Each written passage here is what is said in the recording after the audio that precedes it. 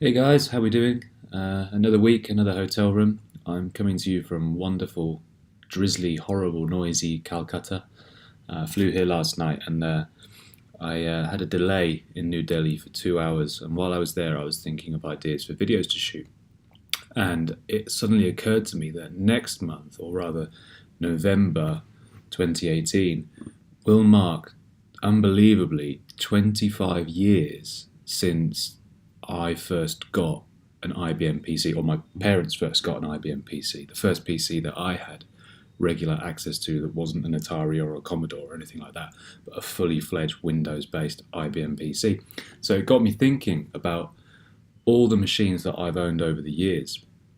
A lot of them self-made, a lot of them bought from small suppliers and stuff, not name brand ones, but all the ones that I've owned over the years. And I thought what would be a good opportunity to do is go through some of those and let you guys know about the PCs that I've owned over the years that I really enjoyed and I've really thought were good machines. So this is a list of 10 machines that I've owned over the years. Most of them are laptops because, as I say, the desktops I tend to build or buy part built and then upgrade.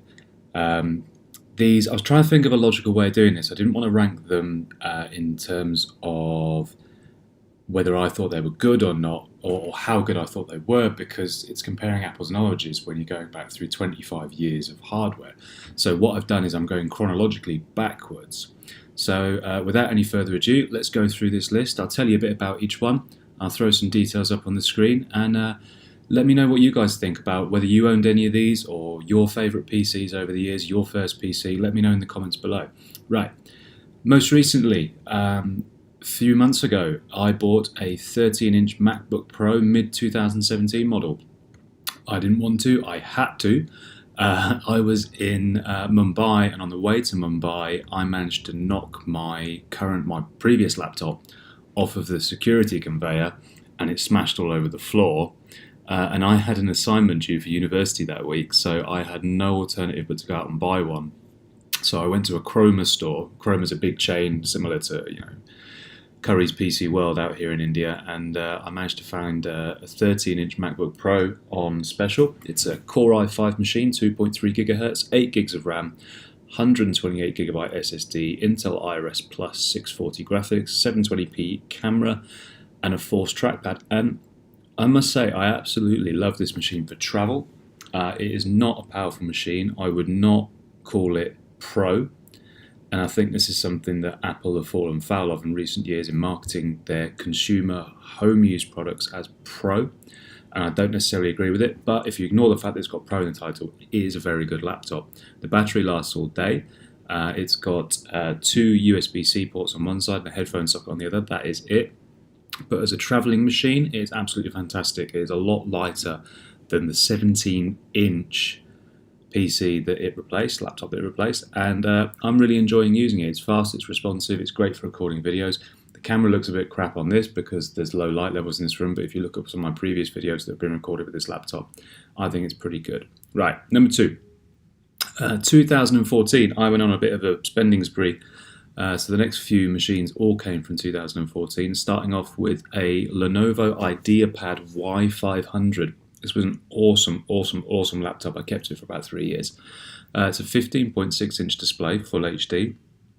It had an Intel Core i7 processor, a GeForce 650M with 2 gigabytes of dedicated RAM, 16 gigabytes of system RAM. But what was really clever about this machine was you could remove the Blu-ray drive and replace it either with an expansion bay for a second SSD or a hard drive, or they did a SLI compatible second GeForce 650M unit. So I went and bought that unit online for when I wanted to play games on the machine, because this was my main gaming machine for a while, and it was absolutely fantastic. And being able to take that second graphics card out and put the Blu-ray drive in for when I was traveling was absolutely fantastic, because at the time I didn't have internet that was sufficient for streaming, so I used to carry Blu-rays around with me, or I would put my Blu-rays in there and rip them onto it, because I used to use it as my main machine back then. It did all my media encoding and stuff like that as well. Right, second machine I bought in 2014 was a late 2012 Mac Mini, which had an Ivy Bridge Core i5 2.5 gigahertz processor. I upgraded it to 16 gigs of RAM. It had a 500 gigabyte hard drive, USB 3 and an SDXC card. And this on the old Tech Made Easy from 2014 to about 2016 was what I included all my videos on. So I would shoot them on whatever camera I had to hand, and I would edit them in Final Cut, and I would get them onto YouTube via this Mac Mini. And then after I stopped recording videos for quite some time, it sat underneath our TV and ran Plex, and it was absolutely fantastic. It would sit there silently and just chug along. Great little machine. Last machine I bought in 2014 was, I've actually recorded a video about this machine, I'll put a link in the description below. It was an Apple Power Mac G5, which originally came out in 2006. And these were the machines that Apple famously quoted that Finding Nemo, the Pixar film, of course, Steve Jobs being the CEO of Pixar, it was rendered on these machines, and it was a quad-core IBM G5 2.5 gigahertz processor. My one had 12 gigs of RAM, a terabyte standard hard disk, not an SSD, GeForce 6600 graphics with 256 megs of dedicated RAM, and I had OS X 10.6. I won't say too much about this one. If you want to know about that PC, look in the description below, and I'll link to the video where I describe that PC. But it was a Tech Made Easy PC for a while. Now, before then, I must have been skinned because I didn't actually buy a PC worth mentioning until we go back to 2010, and that was an Alienware M11X R2. Awesome little machine. 11-inch laptop, 11.6-inch screen. It had a 1.2 gigahertz Intel Core i7 processor, 4 gigabytes of RAM, 500 gigabyte hard disk, and a dedicated NVIDIA GeForce 335M discrete graphics card with 1 gig of RAM. But what was cool about this machine, it was a tiny little machine, 11 inches, really, really small form factor, loads of input-output on the side, but it also had an integrated Intel GMA 4500 MHD graphics card, as well as the dedicated GeForce graphics. And it was the first machine, or one of the first machines, to use NVIDIA's Optimus technology, which had dynamic switching. Based upon the application that you ran, it would switch between which graphics processor it used. So it was fantastic for battery life. You'd get all-day battery use out of this if you were just doing office work. But you didn't have to restart, and you didn't have to manually make any selections in any configuration options in order to switch which graphics card we're using. So it was fantastic to be able to sit there, type away a couple of letters, check your emails, do some web browsing, fire up Fallout New Vegas. It would automatically switch to the dedicated graphics, and you'd be away. Fantastic machine. Now we go back to 2007, and I had a little known machine called a Sharp Actius MM10, or in some markets the MM1. Now this was another ultra small, ultra portable machine. I bought this in late 2007. I'm pretty sure it had a 10-inch screen. I may be wrong. It had a Transmeta Crusoe 1 gigahertz processor, which was passively cooled. It had no fan. It had 256 megabytes of RAM. It had a 15 gigabyte disk, which I think was solid state. I may be wrong. It had Wi-Fi 802.11b built in, and the maximum thickness, and bear in mind this is 2007, before netbooks came out and before ultra portable machines were a thing, the maximum thickness was 20 millimeters, 2 centimeters. And the cool thing about this, it wasn't designed to be a main machine. It was designed to be an ancillary machine. And it came with a docking station that you could plug the laptop, you stand the laptop up in it. Your docking station was connected to your PC via USB. Sharp gave you a utility that you can install on your PC to do smart sync of calendars and things like that. But you could also just have it as an external storage drive, so you could just drag and drop stuff on. So that was my traveling machine when I was doing an awful lot of traveling back in 2007, 2008, and it was a great little machine. And I must have been on a binge for ultra portable machines, because the next machine is the smallest PC I've ever owned. It was the Sony PCG U101, and I bought this in 2006. Now this wasn't sold in the European markets. I believe I got it on eBay from someone out in Japan, and it had an Intel Celeron 600 megahertz processor. So you can see as we're going back, the specs are getting worse and worse. 256 megs of RAM. It had a 1024 by 768 display, 30 gig hard disk. It had a dedicated ATI Mobility Radeon M 16 meg graphics card. It had 802.11b Wi-Fi. It had a standard battery pack which gave you 3.5 hours of usage, or an extended battery pack which gave you between 8 and 13.5 hours of usage, depending on what you were doing.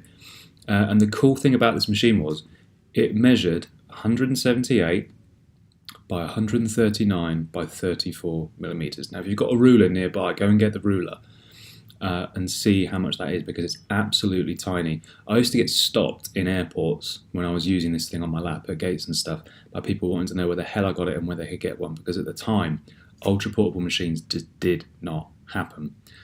So to see this machine, people were usually in awe of it and they wouldn't leave me alone, which I think in the end is why I got rid of it and got the Sharp Actius, or one of the reasons. Okay, so going back a little bit further, I actually owned a few of these over the years between about 2006 and 2009. The G3 iMac, now not the original tray load one from '98, but the slot load one that came a couple of years later. And I owned a few because they weren't the most resilient machines in the world. They did tend to go pop a lot. But they were actually surprisingly easy to repair and surprisingly easy to upgrade. And I owned a few because I would get one, upgrade it, sell it on for a profit, and then a few months later I'd be like, oh, I missed having that around, I better go and get another one. The cheapest one I ever bought was for £1.01 on eBay, and that was a Snow model, which was a limited edition one. And then I think the next one I bought was I paid £5.50, and that was for a Flower Power one, which had a really cool sort of casement. It wasn't just a solid colour. And I owned other ones. I had a Nectarine, I had a Blueberry, and I had there was like a tealy green one. I can't remember what the name for that one was.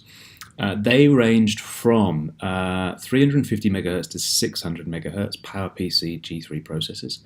The first one I owned had 128 megs of RAM, but most of them ended up being upgraded to a gig. I think some of them topped out at 512, I might be wrong. Hard drives, some of them had 6 gig up to about 120. On a couple of them I upgraded. Some of them had DV ports, Firewire ports, others did not. They had USB and OS X. The ones I had between OS X 9 and OS X 10.4, which was Tiger? Yeah, Tiger. Now, obviously, before then, I must not have had much money, because the last two machines, one was the PC that my parents bought back in 1993, and the other one was a laptop that my uncle sold to me in about '98. It was made by Olivetti, who these days don't make PCs at all, they make photocopiers and stuff. It was an Olivetti Philos, or Philos 46. It had an Intel 486SX 25 megahertz processor. It had 1 megabyte of RAM. It had a grayscale screen, no color. It ran DOS 6.2 and Windows 3.1. It had a built-in 3.5-inch floppy drive, which was a massive thing. And the coolest thing about this PC, on the right-hand side, it didn't have a trackpad, it didn't have a little nipple. On the right-hand side, there was a button that you pushed. And when you pushed it, out shot this ejectable trackball with 2 buttons on it. And it was the most amazing thing for a laptop to have. It was fantastic to use, and I really, really missed that. I wish more PCs had that these days. Obviously they can't, because thicknesses and stuff like that. This thing was a brick. I used that machine for about 3 years while I was at school. And in the end, I had to get rid of it because I turned on the BIOS password so that it would require the password on boot up, and then forgot the password. So it sat in a cupboard for about 4 years and then got thrown in the bin. And the first PC that I ever got my hands on back in 1993, tail end of 1993, was a Packard Bell Executive Multimedia. My parents had this from 93 until about 98. It had an Intel DX2 50 megahertz processor. It had 4 megs of RAM, which we eventually upgraded to 12 megs of RAM. It had a double-speed CD-ROM drive. It had a sound card, DOS 6.2, and Windows 3.11. And I played Doom until my eyes bled on that machine. It was absolutely fantastic. It was my first experience of an IBM machine. I remember in 1993, my parents spent, I think, about £1,300 on that machine. So you adjust that for inflation now, you're talking well over maybe even £3,000 for $5,000 for our colonial brothers over the pond. Um, Absolutely fantastic machine. Started me on a lifelong course towards working in IT. And I'll forever be grateful to my parents for buying that machine and getting me interested in computers. One point to note, I got banned from using that machine for a while because I decided one day I wanted to take it apart and see how it worked. And my dad wasn't very happy about this. But amazingly, when I put it back together, it still worked. And from then on, I sort of decided that I want to be working in IT or around IT. So there we have it, guys. Not in any order other than chronological. My 10 favourite PCs that I've owned in the last 25 years. Please leave a comment. Let me know if you owned any of those machines or similar ones. Let me know what your favourite machines were, your first machine. Have a comment, like, subscribe, dislike if you didn't like this video. Thanks very much for watching. I'll see you soon.